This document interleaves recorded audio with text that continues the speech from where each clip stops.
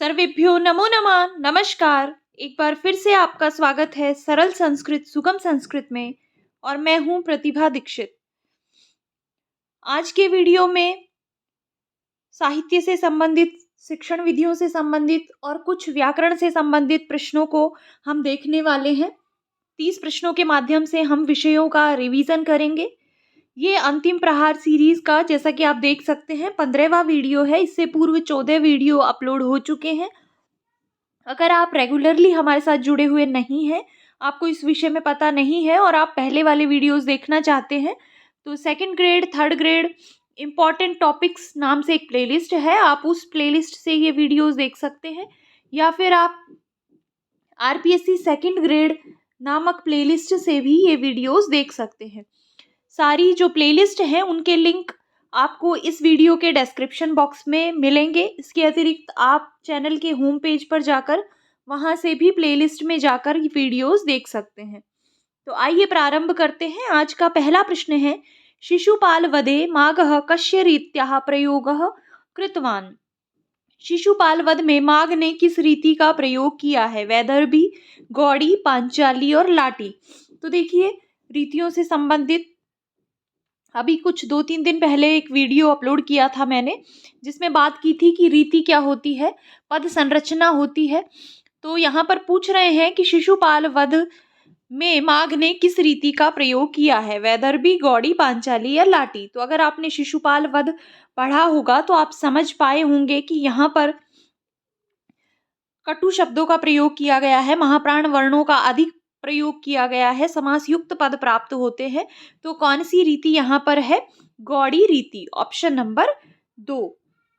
दूसरा प्रश्न है, बृहत्यायाः सर्वश्रेष्ठ रचना कथ्यते। बृहत्त्रयी की सर्वश्रेष्ठ रचना कही जाती है? किरातार्जुनीयम, शिशुपाल वधम, नैष्ठीय चरितम या फिर दशकुमार चरितम। तो बृहत्त्रयी के अंतर्गत 3 महाकाव्य आते हैं, किरातार्जुनीयम, शिशुपाल वधम और नैष्ठीय चरितम। इनमें से जो अंतिम है नैष्ठीय चरितम, उसको बृहत्त्रयी की सर्वश्रेष्ठ रचना माना जाता है, जो कि श्रीहर्ष के द्वारा रचित है और 22 सर्गों का महाकाव्य है। नल और दमयंती की प्रणय कथा इसके अंतर्गत वर्णित है। तो सर्वश्रेष्ठ रचना हो जाएगी नैष्ठीय चरितम, ऑप्शन नंबर 3। तीसरा प्रश्न है, क्षणे क्षणे यन नवताम उपैति तदैव रूपम रमणीयतायाः। जो प्रति क्षण नवीनता को प्राप्त करता है वही रूप की रमणीयता है, वही उसका वास्तविक आकर्षण है। तो ये सूक्ति कहाँ पर प्राप्त होती है? किरातार्जुनीय, शिशुपाल वधे, नैष्ठीय चरिते या फिर नीति शतके। तो ये जो सूक्ति है ये प्राप्त होती है शिशुपाल वध में, ऑप्शन नंबर 2 यहाँ पर सही हो जाएगा। चौथा प्रश्न है, दमयंत्याः पितु नाम आसीत्। दमयंती के पिता का नाम था। कौन सी दमयंती? जो नल और दमयंती की कथा है नैष्ठीय चरित में, तो वहां पर जो नायिका है दमयंती, उनके पिता का नाम क्या था? रघु, जयचंद्र, मगध नरेशः या फिर भीमसेनः। तो दमयंती के पिता का नाम था भीमसेन, जो कि क्या थे? कुंडिनपुर के राजा थे। तो ऑप्शन नंबर 4 यहाँ पर सही हो जाएगा। पांचवा प्रश्न है, कर्म कर्म कह स्वकृतम अत्र न भुंक्ते। सूक्ति वर्णिता। अपने द्वारा किए गए कर्मों को कौन यहाँ पर नहीं भोगता? ये सूक्ति कहाँ पर वर्णित है? रघुवंश में, शिशुपाल वध में, नैष्ठीय चरित में या फिर हर्षचरित में। तो ये जो सूक्ति है ये वर्णित है नैष्ठीय चरित में, ऑप्शन नंबर 3 सही हो जाएगा। छठा प्रश्न है, दंडिनः रीति अस्ति। दंडी की रीति है। दंडी ने क्या रचा है? दशकुमार चरितम की रचना की है। तो उसमें किस रीति का प्रयोग दंडी के द्वारा किया गया है? वैदर्भी, पांचाली, गौड़ी या फिर लाटी। तो दंडी ने वैदर्भी रीति का प्रयोग किया है, ऑप्शन नंबर 1। सातवां प्रश्न है, दंडिनः कृति नास्ति। दंडी की कृति या रचना नहीं है। दशकुमार चरितम, काव्यादर्शः, अवंती सुंदरी कथा या फिर खंडन खंड खाद्यम। तो दंडी ने ये जो तीनों हैं रचनाएं, दशकुमार चरितम, काव्यादर्श और अवंती सुंदरी कथा, ये तीनों दंडी की ही रचनाएं मानी जाती हैं। जो खंडन खंड खाद्य है ये मानी जाती है श्रीहर्ष की।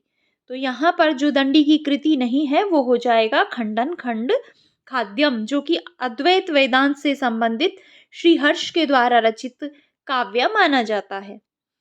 8वां प्रश्न है वासवदत्तायाः पितु नाम आसीत्। वासवदत्ता के पिता का नाम था। कौन सी वासवदत्ता की बात कर रहे हैं? जो वासवदत्ता रचित है सुबंधु के द्वारा, उसकी जो नायिका है वासवदत्ता, उनके पिता का नाम क्या था? चिंतामणि, चंद्रशेखरः, श्रृंगारशेखरः या फिर विद्याधरः। तो जो वासवदत्ता हैं उनकी पिता का नाम है श्रृंगारशेखरः। तो ऑप्शन नंबर 3 सही हो जाएगा। 9वां प्रश्न है कंदर्प केतो पितु नाम आसीत्। कंदर्प केतु के पिता का नाम क्या था? कंदर्प केतु कौन है? तो वासवदत्ता जो काव्य है, गद्य काव्य है सुबंधु के द्वारा रचित, उसके जो नायक हैं वो है कंदर्प केतु। तो कंदर्प केतु के पिता का नाम क्या था? चंद्रशेखरः, चिंतामणि, नागमणि या नीलमणि। तो कंदर्प केतु के पिता का नाम था चिंतामणि। Option number 2। 10वां प्रश्न है बाणभट्टस्य जन्म अभूत्। बाणभट्ट का जन्म हुआ बीनमाल नगरे, कांची नगरे, प्रीतिकूटे या फिर चित्रकूटे। तो बाणभट्ट का जन्म कहाँ पर हुआ? बाणभट्ट का जन्म हुआ प्रीतिकूट में।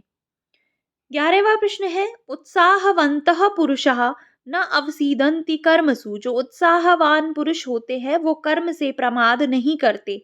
ये सूक्ति संबंधित है किससे? रामायण से, किरातार्जुनीयम से, नैष्ठीय चरितम से या अभिज्ञान शाकुंतलम से। तो उत्साहवंतः पुरुषा ये जो सूक्ति है ये वर्णित है कहाँ पर? रामायण में। ऑप्शन नंबर 1 यहाँ पर सही हो जाएगा। 12वां प्रश्न है कुमार संभवे कुमारस्य संभवः कस्मिन् सर्गे वर्णितः। कुमार संभव महाकाव्य में जो कुमार का संभव है, कुमार का जन्म है, कुमार कार्तिकेय की उत्पत्ति है, वो कौन से सर्ग में वर्णित की गई है? अष्टम सर्गे, एकादश सर्गे, पंचदश सर्गे या फिर सप्तदश सर्गे। तो जो कुमार का संभव है, कुमार की उत्पत्ति है, वो 11वें सर्ग में वर्णित की गई है। ऑप्शन नंबर 2 यहाँ पर सही हो जाएगा। 8वां जो सर्ग है उसमें शिव पार्वती विलास का वर्णन किया गया है और जो तारकासुर का वध होता है कार्तिकेय के द्वारा वो है 17वें सर्ग में वर्णित। तो ये जो थोड़ा थोड़ा जो महाकाव्य आपके पाठ्यक्रम में है, देखिए जो महाकवि हैं जैसे कालिदास हैं तो कालिदास के रघुवंश हो गया, कुमार संभव हो गया, इसी प्रकार और हैं जैसे किरातार्जुनीयम है, शिशुपाल वध है। तो इनकी जो मुख्य मुख्य विषय वस्तु है वो आपको याद रखनी है क्योंकि अंदर से भी प्रश्न पूछे जा सकते हैं। और ये तो इम्पॉर्टेंट है, कुमार संभव, कुमार की उत्पत्ति, इसी के नाम पर महाकाव्य है। तो कम से कम आपको ये पता होना चाहिए कि कुमार का जन्म कौन से सर्ग में वर्णित है। तो कुमार का जन्म वर्णित है 11वें सर्ग में। 13वां प्रश्न है रघुवंशस्य प्रारंभः भवति। रघुवंश का प्रारंभ होता है रघु के वर्णन से, रघुवर्णनेन, दिलीप वर्णनेन, अज वर्णनेन या फिर राम वर्णनेन। तो रघुवंश का प्रारंभ किस राजा के वर्णन से होता है? प्रथम किस राजा का वर्णन रघुवंश में किया गया है? दिलीप के वर्णन से। तो ऑप्शन नंबर 2 यहाँ पर सही हो जाएगा। 14वां प्रश्न है श्रुतेव अर्थम स्मृति अनुगच्छत इयं पंक्ति अस्ति। ये पंक्ति कहाँ पर वर्णित है? रघुवंश में। ये पंक्ति किसकी है? रघुवंश की, कुमार संभवस्य, कुमार संभव की, कादम्बर्या, कादम्बरी की या फिर नैष्ठीय चरितस्य। तो श्रुतेव स्मृति अनुगच्छत ये जो पंक्ति है ये रघुवंश में वर्णित है जहाँ पर अज और इंदुमती का स्वयंवर होता है। इंदुमती के स्वयंवर के प्रसंग पर ये पंक्ति लिखी गई है कालिदास के द्वारा। तो ऑप्शन नंबर 1 यहाँ पर सही हो जाएगा। 15वां प्रश्न है भट्ट मथुरानाथ शास्त्रिणा रचितः भक्ति काव्यः अस्ति। भट्ट मथुरानाथ शास्त्री के द्वारा रचित भक्ति काव्य है गीत गोविंदम, भारत वैभवम, गोविंद वैभवम या फिर गंगावतरणम। तो भट्ट मथुरानाथ शास्त्री ने भारत वैभवम की भी रचना की है, गोविंद वैभवम की भी रचना की है, लेकिन यहाँ पर भक्ति काव्य पूछ रहे हैं तो यहाँ पर सही हो जाएगा गोविंद वैभवम। Option number 3। 16वां प्रश्न है लिम्पतीव तमो अंगानी वर्षतीव अंजनम नभः इत्यत्र को अलंकारः। जो अंधकार है वो अंधकार जैसे काजल आंखों को क्या आच्छादित कर लेती है, लीप देती है, उसी प्रकार जो अंधकार है वो दृष्टि को लेप रहा है। ये जो पंक्ति है इसमें कौन सा अलंकार है? उपमा, रूपक, उत्प्रेक्षा या फिर श्लेष अलंकार। तो ये जो पंक्ति है यहाँ पर आपको इव शब्द दिखाई दे रहा है और क्रियापद लिंपति के साथ इव का प्रयोग किया गया है। तो ये एक बहुत ही स्पष्ट सी पहचान है, जहाँ पर क्रियापद के साथ इव का प्रयोग किया जाए वहाँ पर उत्प्रेक्षा अलंकार होता है। तो ऑप्शन नंबर 3 यहाँ पर सही हो जाएगा। 17वां प्रश्न है, देखिए अलंकारों से संबंधित हमने बहुत अच्छे तरीके से अध्ययन चैनल पर किया है। अगर आप अलंकारों में कंफ्यूज हो जाते हैं या मान लीजिए ऐसी कोई पंक्ति आ गई जिसका अर्थ तो आप समझ पा रहे हैं लेकिन आपको पहले से आपने नहीं पढ़ रखा, तो देखिए आपको अलंकार का जो कॉन्सेप्ट है वो क्लियर होना चाहिए। इसके लिए हमने जब अलंकारों का अध्ययन किया था तो जो कंफ्यूज करने वाले अलंकार होते हैं ना आपस में, जैसे उपमा और उत्प्रेक्षा में व्यक्ति कंफ्यूज हो जाता है, तो ऐसे जो कंफ्यूजिंग अलंकार हैं जो मिक्स हो सकते हैं उनको हमने कंपैरेटिव रूप से पढ़ा था, जिससे आप अनुमान लगा सकते हैं, एक तरीका ढूंढ सकते हैं, दोनों में अंतर कर सकते हैं। तो अगर आपने अलंकार वाले वीडियोस नहीं देखे हैं या फिर आप अलंकारों में कंफ्यूज होते हैं तो आपको अलंकार से संबंधित वीडियोस देखने चाहिए। वो वीडियोस आपको आरपीएससी सेकंड ग्रेड की प्लेलिस्ट से भी मिल जाएंगे। इसके अतिरिक्त अलंकार नाम की एक अलग से प्लेलिस्ट भी बनाई गई है जिसमें आप ये वीडियोस देख सकते हैं। तो चलिए अगले प्रश्न की तरफ चलते हैं। 17वां प्रश्न है, उपमानात् उपमेयस्य वर्णनम यत्र अधिकम भवति तत्र को अलंकारो विधीयते। उपमानात्, उपमान से उपमेय का वर्णन जहां पर अधिकता से किया जाए, अर्थात देखिए दो चीजें होती हैं, एक है मुख, एक है चंद्रमा। तो इनमें से मुख को चंद्रमा का उपमान दिया जाता है। तो उपमान कौन है? जिससे तुलना की जाए वो उपमान होता है, जिसकी तुलना की जाए वो उपमेय होता है। तो मुख निश्चित रूप से थोड़ा कम है और उसको अधिक उसकी श्रेष्ठता बताने के लिए उपमान से उसकी तुलना या जो भी है अभेद आरोप इत्यादि किया जा रहा है। ये नॉर्मली होता है उपमान और उपमेय में कि जो उपमान होता है वो श्रेष्ठ होता है, इसीलिए उपमेय को उपमान के समान बताया जाता है। लेकिन ये जो व्यतिरेक, व्यतिरेक का तात्पर्य है उल्टा, विपरीत। तो जहां पर विपरीत हो अर्थात उपमान से, चंद्रमा से मुख को श्रेष्ठ बताया जाए कि जो मुख है उसके सामने तो चंद्रमा एकदम फीका है, चंद्रमा कुछ है ही नहीं। जहां पर उपमान से उपमेय का की अधिकता का वर्णन किया जाए वहां पर कौन सा अलंकार होता है? वहां पर व्यतिरेक अलंकार होता है। तो ये आपको ध्यान रखना है। अगला प्रश्न है, अतस् अर्थ प्रत्ययेन योगेन का विभक्ति भवति। अतस् प्रत्यय और अतस् प्रत्यय के अर्थ में होने वाले प्रत्ययों के योग में कौन सी विभक्ति होती है? चतुर्थी, पंचमी, षष्ठी या फिर सप्तमी। तो एक सूत्र है षष्ठी अतस् अर्थ प्रत्ययेन, जो कहता है कि अतस् अर्थ प्रत्यय जहां पर हो या अतस के अर्थ वाले प्रत्यय जहां पर हो उनका योग होने पर षष्ठी विभक्ति होती है। तो यहाँ पर हो जाएगा षष्ठी, ऑप्शन नंबर 3। जैसे देखिए अतस कौन सा प्रत्यय है? जैसे दक्षिण में अतस प्रत्यय जब लगता है तो बनता है दक्षिणतः, इसी प्रकार उत्तरतः। और इसके अर्थ में जो होने वाले प्रत्यय है वो जिस प्रकार से पुरस्तात्, ग्रामस्य पुरस्तात्, ग्रामस्य दक्षिणतः। तो अतस अर्थ वाले प्रत्ययों के योग में षष्ठी विभक्ति का प्रयोग होता है।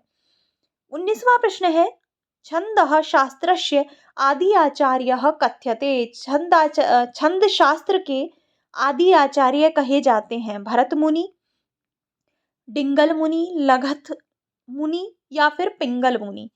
तो छंद शास्त्र के आदि मुनि कहा जाता है किसको? पिंगल मुनि को। ऑप्शन नंबर 4 सही हो जाएगा। 20वां प्रश्न है, यह सूर्यम या उषसम जजान इति कह। जिसने सूर्य को और उषा को उत्पन्न किया, पैदा किया, ऐसे कौन है? अग्नि, इंद्रः, पुरुषः, वरुणः। तो ऐसे कौन है? ऐसे हैं इंद्रदेव। इंद्र को क्षत्रियों का देवता माना गया है, युद्ध का देवता माना गया है, ये आर्यों के देवता माने जाते हैं। तो ज्यादातर जो वीरतापूर्ण कार्य है वो इंद्र के द्वारा ही किए गए हैं।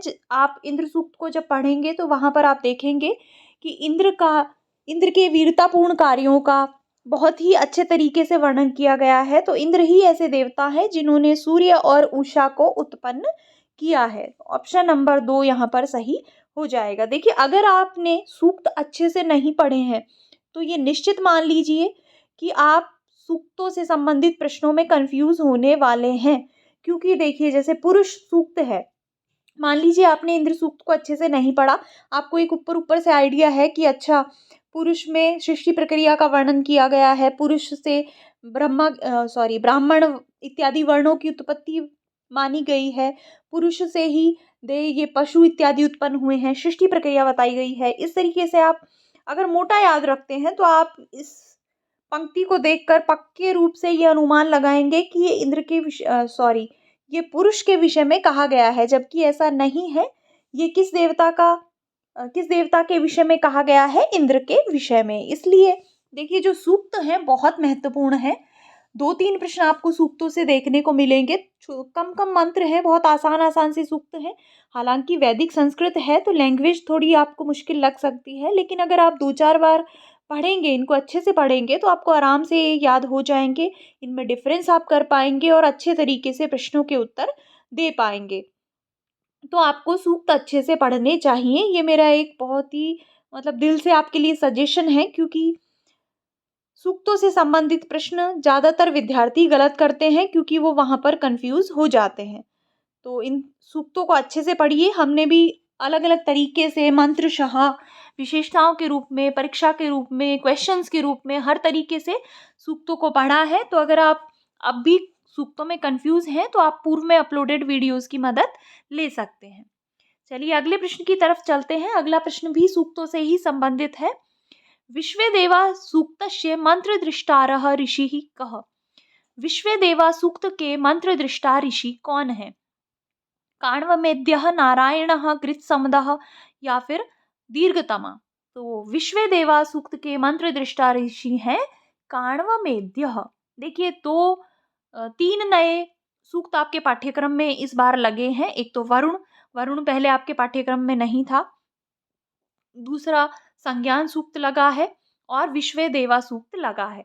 तो निश्चित मानकर चलिए इन तीनों सूक्तों में से, चूंकि ये नए जोड़े गए हैं इसलिए इनमें से आपको प्रश्न देखने को मिलेंगे। तो आप ये इसमें 4 हैं, 3 हैं, छोटे छोटे से ये सूक्त हैं। आप इनको अच्छे से पढ़िए, ध्यान से पढ़िए, हर चीज इनके विषय में बारीकी से पढ़िए, क्योंकि इनमें से निश्चित रूप से प्रश्न पूछा जाएगा। 22वां प्रश्न है, या सर्वभूतानाम निशा वर्तते तस्याम खालिस्थान जागरती? जो सभी प्राणियों के लिए रात्रि होती है उसमें जागता है कौन? अधोलिखितेषु उचित पदम चित्वा रिक्त स्थानस्य पूर्तिम कुरु। तो उचित पद को चुनकर रिक्त स्थान की पूर्ति करनी है। कौन? पंडितः, स्थितधि, योगी या फिर संयमी? तो यहाँ पर जो उचित पद होगा वो होगा संयमी। गीता में कहा गया है कि यह सर्वभूतानाम निशा वर्तते, जो सभी प्राणियों की रात्रि होती है, जो सभी प्राणियों के लिए रात्रि होती है, तस्याम संयमी जागरती, उसमें जो संयमी व्यक्ति होता है वो उसमें जागता है। और जब सभी प्राणी जग जाते हैं तो वो संयमी व्यक्ति के लिए निशा के समान होती है। इस प्रकार का वर्णन किया गया है कहाँ पर? गीता में। गीता भी देखिए, उसका 2य अध्याय आपके पाठ्यक्रम में है, इसलिए बेहतर मात्र इसमें श्लोक हैं। आपको इन श्लोकों को अच्छे से पढ़ना चाहिए, क्योंकि इनके अंदर से प्रश्न आपसे पूछे जाएंगे, ये पूरी संभावना है। 23वां प्रश्न है, कथम शतम जीविषेत? कैसे 100 वर्ष तक जीने की इच्छा करनी चाहिए? कर्माणि न कुर्वन्नेव, कर्म नहीं करते हुए, कर्माणि कुर्वन्नेव, कर्म करते हुए, ईश्वर भक्ति कुर्वन्नेव, ईश्वर भक्ति करते हुए, या फिर एकत्वम अनुपश्यत एव, एकत्व को देखते हुए। किस प्रकार से 100 वर्ष जीने की इच्छा करनी चाहिए? तो ये ईशोपनिषद में वर्णन प्राप्त होता है कि जो मनुष्य है उसको कर्माणि कुर्वन्नेव, कर्म करते हुए, शतम समाजीविषेत, 100 वर्ष तक जीने की इच्छा करनी चाहिए। अर्थात हमेशा व्यक्ति को कर्मशील, उद्यमशील होना चाहिए। तो ऑप्शन नंबर 2 यहाँ पर सही हो जाएगा। 24वां प्रश्न है, कुसीदम कस्य कर्मम विहितम? कुसीद वृत्ति किसका कर्म बताया गया है? ब्राह्मणस्य, क्षत्रियस्य, वैश्यस्य या फिर शूद्रस्य? तो जो कुशीत वृत्ति है अर्थात ब्याज देकर अपनी जीविका चलाना है, ये किसका कर्म बताया गया है? ये बताया गया है वैश्य का कर्म। वैश्य के 6 कर्म बताए गए हैं। पशु रक्षा, इसके अतिरिक्त दान, यज्ञ करवाना, यजन और अध्ययन, वाणिज्य और कुशीद वृत्ति, ये 6 वाणिज्य के वैश्य के कर्म बताए गए हैं। तो ये आपको ध्यान रखना है। कुशीद वृत्ति किसका कर्म है? वैश्य का। 25वां प्रश्न है, गृहस्थी कतिधा भवन्ति? गृहस्थी कितने प्रकार के होते हैं? द्विधा, त्रिधा, चतुर्धा या फिर पंचधा? तो गृहस्थ आश्रम के विषय में हमने पढ़ा है, अच्छे से पढ़ा है कि जो गृहस्थी है 4 प्रकार के होते हैं। चतुर्धा होते हैं। कौन कौन से? एक तो होते हैं कुसूल धान्य गृहस्थी, दूसरे होते हैं कुंभी धान्य, तीसरे होते हैं अश्वस्तन और चौथे होते हैं कपोती भगश्रित। कौन कौन से है ये क्या होते हैं, इनका क्या तात्पर्य है? तो देखिए, इनमें से जो कुसूल धान्य है ये ऐसे गृहस्थी होते हैं जो यजन, याजन, पठन पाठन, दान, प्रतिग्रह 6 प्रकार के कर्म करते हैं, 6 प्रकार के कर्मों में अपनी निष्ठा रखते हैं, तो वो कहलाते हैं कुशूल धान्य गृहस्थी। दूसरे प्रकार के हैं कुंभी धान्य, तो ऐसे गृहस्थी जो केवल यज्ञ करते हैं, याजन, यज्ञ करवाते नहीं हैं, केवल अध्ययन करते हैं, अध्यापन नहीं करते, और जो केवल दान देते हैं, लेते नहीं हैं, अर्थात जो केवल 3 चीजें करते हैं, यज्ञ, अध्ययन और दान, वो कुंभी धान्य होते हैं। तीसरे हैं अश्वस्तन, ऐसे गृहस्थी जो केवल अध्ययन और दान में ही निष्ठा रखते हैं, वो अश्वस्तन कहलाते हैं। और कपोती भगश्रित ऐसे गृहस्थी होते हैं जो केवल स्वास्थ्य पर ही खर्च करने वाले होते हैं। तो ये 4 प्रकार के गृहस्थी माने गए हैं, आपको ध्यान रखना है। 26वां प्रश्न है, ज्ञाततः अज्ञातम प्रति सूत्रस्य प्रयोगम संपाद्यते? ज्ञात से अज्ञात की ओर इस सूत्र का संपादन किया जाता है अन्वेषण कौशल में, प्रस्तावना कौशल में, शामपट्ट कौशल में या फिर प्रवाह कौशल में। तो ज्ञात से अज्ञात की ओर इस सूत्र का प्रयोग होता है प्रस्तावना कौशल में, क्योंकि प्रस्तावना प्रश्न भी जो पूछे जाते हैं उनमें भी ये तरीका होता है कि ज्ञात से अज्ञात की तरफ पूर्व ज्ञान से रिलेटेड क्वेश्चंस पूछे जाते हैं और फिर लास्ट में समस्यात्मक प्रश्न करके और फिर विषय की ओर बढ़ा जाता है। तो इसका सूत्र क्या होता है प्रस्तावना कौशल का? ज्ञाततः अज्ञातम प्रति। तो क्या हो जाएगा यहाँ पर? ऑप्शन नंबर 2 सही हो जाएगा।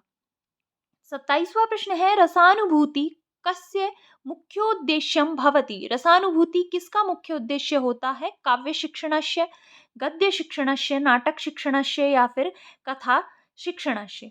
तो रसानुभूति होता है काव्य शिक्षण या पद्य शिक्षण का मुख्य उद्देश्य। तो यहाँ पर हो जाएगा ऑप्शन नंबर 1। 28वां प्रश्न है, न योत्यस्य इति गोविंदम उक्त्वा खालिस्थान बभूव उचितव्ययेन रिक्त स्थानं पूरितव्यम्।